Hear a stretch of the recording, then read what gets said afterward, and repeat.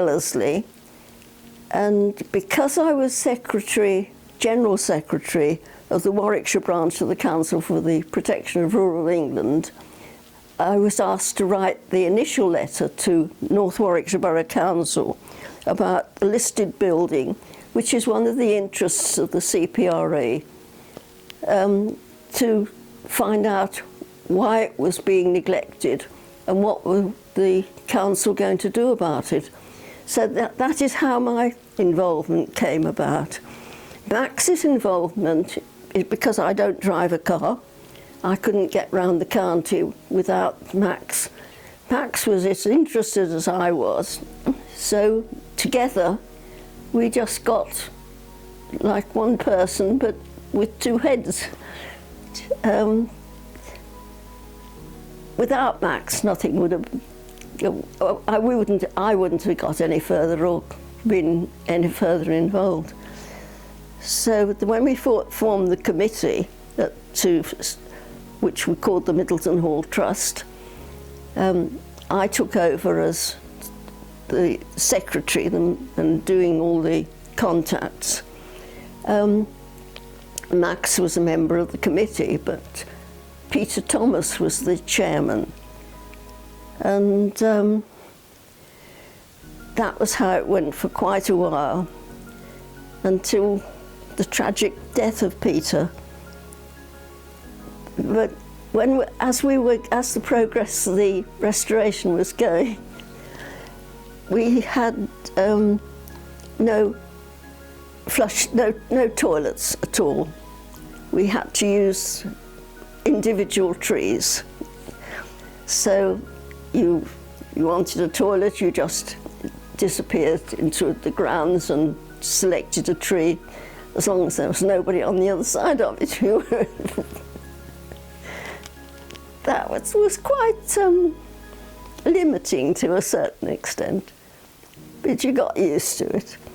And then eventually progress meant that we had a toilet inside the hall, and we had a meeting of the committee. Instead of in each other's houses, we were meeting in the hall. Peter Thomas, being Peter, marched into the meeting as chairman with a silver tray with Waterford crystal glasses of sherry. And he said, "We are celebrating tonight. We're celebrating one of two things. We're celebrating the fact that we're meeting for the first time inside the hall, which is restored to a state where we can actually be under a roof. Or we're celebrating because we've got flush lavatory."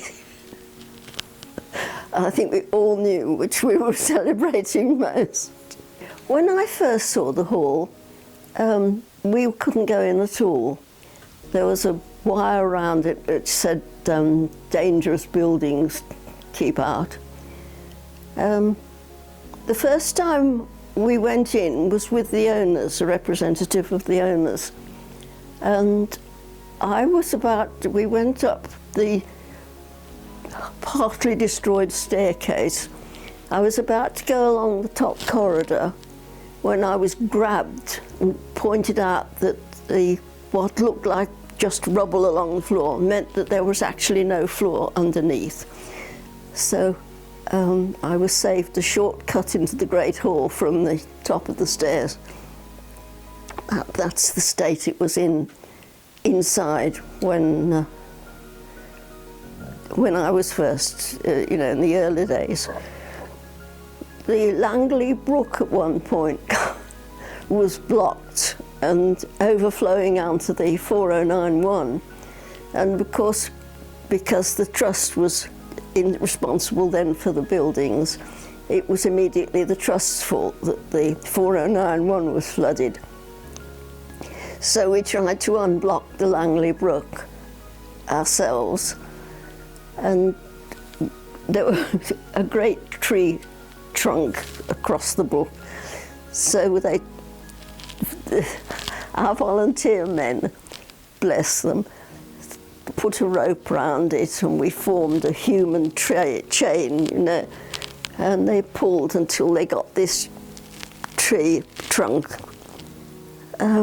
all knee-deep in mud. And finally it gave way. They all went backwards, and the one at that end was squashed into the mud with the others falling on top of him. And I can still remember him getting up. And he said peacefully, "On the whole, I'd rather have been in the brook." We had so much fun. The volunteers worked together so well. It was all the time that I was involved. I found a sort of pleasure working there. I remember one incident. We had a rota for volunteers, and when we were open to the public, of course, we had to quite responsibly have a full team on every Sunday. And the volunteers made cakes, came, the tea ladies made the tea and served, and Brian used to sit at the table and take the money. And one day one of the ladies came to me and said, "Beryl, have I upset you?" And I said, "How do you mean?" I said, "Why would you think you'd upset me?" And she said, "You haven't put me on the rota for 3 weeks." And I said, "Sheila, I thought I was working you to death." I said, "I don't think you've ever been off the rota." And then she said, "I've nowhere to go on Sunday if I don't come here." And I suddenly realised I was not looking at her as a person, but as one more name on the list. But that was the pleasure she got. She had, I remember I think she just, her and her sister had died. And on Sunday afternoon, she came out, and she came into the hall, and she was with her friends, and had a good afternoon's company and gossip. And I'd suddenly taken her away from that for 3 weeks running. And she thought she'd done something to upset me. But Middleton was, it was a great club at that time. It was obviously the serious purpose of it continued all the time, but the men in the tea room, in the mess room, with their marmalade toast. I think most of them stayed working there purely from the marmalade toast that they got. Max and I were instructed to go and look at the hall by CPRE, and we went back and told them what an interesting building it was. Some members of the CPRE committee, namely the chairman, Neville Hawkes, the architect, and the technical secretary, Lyndon Cave, and I think Hilton Court and Max and I, decided that we would see whether we could get some voluntary help, get a little committee going. We then made contact with Peter Thomas, of course. So Peter Thomas said, yes, why not? So I volunteered, or was persuaded. I went to the Birmingham Post yearbook, and I looked for every organisation that had got any contact, any sort of conservation interest in Warwickshire. And I got about 40 names. I wrote to them all. And Peter arranged a meeting in Middleton School, and 40 people turned up, one of them being the planning officer. And the interest of Middleton Hall the possibility of saving it from joining the list of lost buildings of Warwickshire was discussed. And the idea was put forward that perhaps a group, a trust, could be formed, a conservation group, and take on the building themselves. And just to start it going, we asked the meeting, is this a good idea? And of 40 people, 39 said yes, go ahead, have a go. One said, forget it, and that was the North Warwickshire Borough Council planning officer. From then on, it was just a question of one step at a time. A group was formed. Eventually it was turned into the Middleton Hall Trust. A lease was drawn up between Amy Roadstone Corporation and the Trust, that we could have the hall for, I've actually forgotten how long it was. How long was it? 75 years. For £1 a year rent, if they demanded it.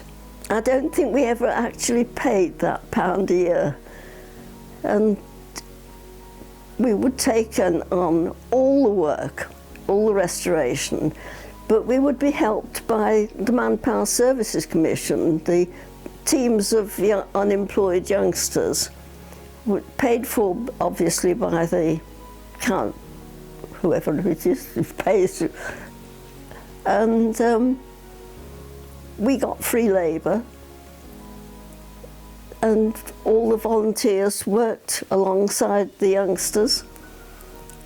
With any project, you've got to have somebody in the middle of it, haven't you? If everybody makes up their own scene, it'd just be chaos. So somebody has to decide a bit, you know, you go there and you do that. Then, I suppose it's just that I was so involved and I loved it all so much. The visitors were pleased to be there. We were pleased to have them, so it was a mutual. They admired what we were doing. We were grateful that they came and shared it with us. Just naturally, if there was something to do and I was there, it would naturally be my job to do it. Incidents come to mind from time to time, but now that I'm finding that it's a sort of rather like a trifle, you know, that all the ingredients are now mixed together, and single incidents jump out from the mess in the middle from time to time. I'm just now amazed at how much time we gave to it.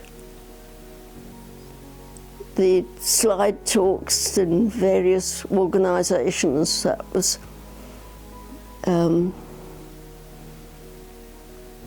drummed up a lot of interest and fees for the talks, so that was a bit of income. Without the volunteers working together and enjoying doing it, the incident I told you about, the lady who thought she'd upset me because she was left off the rota, was just typical of the fact that they loved coming, they loved the company of each other, and they loved coming into the office sometimes before they went home to, how much did we make today? Because that was the whole point. I want to stress that everything I did was done partly by Max, because I don't drive. So he dutifully drove us off to Middleton Hall, and that was what we found at the end of the drive, this incredible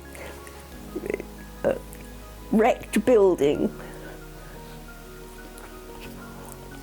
but a sort of romantic ruin. But romantic ruins are no good to anybody.